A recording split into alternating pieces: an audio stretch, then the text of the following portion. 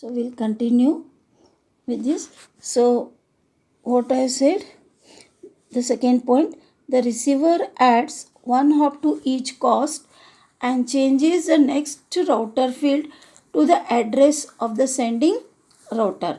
So we call each route in the modified forwarding table the received route, and each route in the old forwarding table the old route. The received router selects the old routes as the new ones except in the following three cases. 1.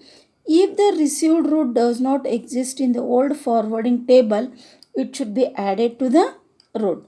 Second, if the cost of the received route is lower than the cost of old one, the received route should be selected as the new one. Third, if the cost of the received route is higher than the cost of the old one, but the value but the value but the value of the next router is the same in both routes, the received route should be selected as the new one. So this is a case where the route was actually advertised by the same router in the past, but today the situation has been changed. For example, it is said that suppose a neighbor has previously advertised a route to a destination with cost 3, but now there is no path between this neighbor and destination. The neighbor advertises this destination with cost value infinity, that is 16 in RIP. Then the receiving router must not ignore this value even though its old route has a lower cost to the same destination. The new forwarding table needs to be sorted according to the distance. The new forwarding table, so whatever is new forwarding table, the new forwarding table needs to be sorted according to the destination route, which is mostly using the longest prefix first. Example.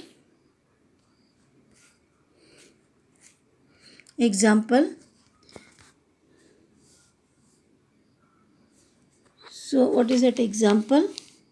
There is a figure. This figure shows the operation of RIP in an autonomous system.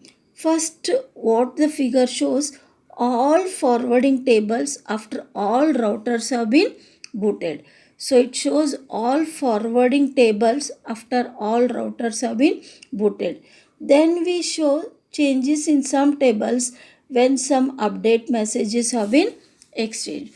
Finally, we show the stabilized forwarding tables when there is no more change.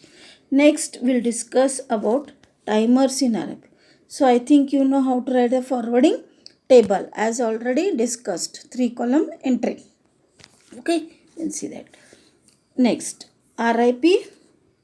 Timers in RIP. Timers in RIP. So, RIP uses 3 timers to support its operation. Periodic timer controls the advertising of regular update messages. So, how many routers are there in that network? Every router has one periodic timer that is randomly set to a number between 25 and 35 seconds. Then the timer counts down. When 0 is reached, update message is sent and timer is randomly set once again. Then the expiration timer governs the validity of a route. When a router receives update information for a route, the expiration timer is set to 180 seconds for that particular route. Every time a new update for the route is received, timer is reset. Timer is reset. Then whatever is it within allotted 180 second, if there is a problem on an internet and no update is received, router is considered expired and 60. So if there is no update is received, router is considered expired and 16 will be set as hop count of the route, meaning that destination is unreachable. Every route has its own expiration timer. So whatever is a garbage collection timer is used to purge a route from the forwarding table. The router does not immediately purge that route from its table when information about a route becomes invalid. So the garbage collection timer is used to purge a route from the forwarding table. The router does not immediately purge that route from its table when information about a route becomes invalid. But with a metric value of 16, if the metric value is 16 and it is obtained, it continues to advertise the route. A garbage collection timer is set to 120 seconds for that route at the same time. Then the route is purged from the table when count reaches 0. So when the count reaches 0, that route is purged from the table. Then before purging or prior to purging, in order to become aware of the invalidity of a route, timer allows neighbors to become aware. So next we'll go for performance. So discuss the performance of RIP. Performance of RIP. Update messages. The update messages in RIP have a very simple format and are sent only to neighbors. They are local.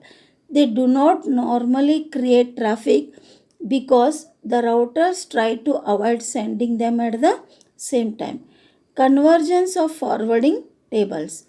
RIP uses the distance vector algorithm which can converge slowly if the domain is large.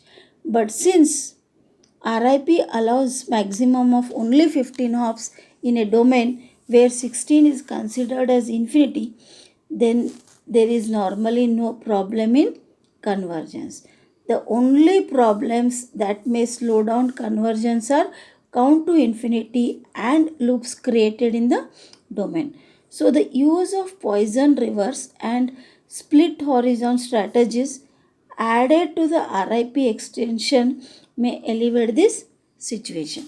Next, robustness. Distance vector routing is based on the concept that each router sends what it knows about the whole domain to its neighbors, meaning that the calculation of the forwarding table depends on information received from immediate neighbors, which in turn receive their information from their own neighbors. If there is a failure or corruption in one router, the problem will be propagated to all routers and the forwarding in each router will be affected. So, distance vector routing is based on the concept that each router sends what it knows about the whole domain to its neighbors.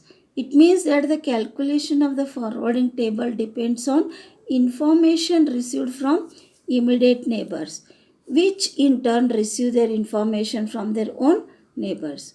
If there is a failure or corruption in one router, the problem will be propagated to all routers and the forwarding in each router will be affected.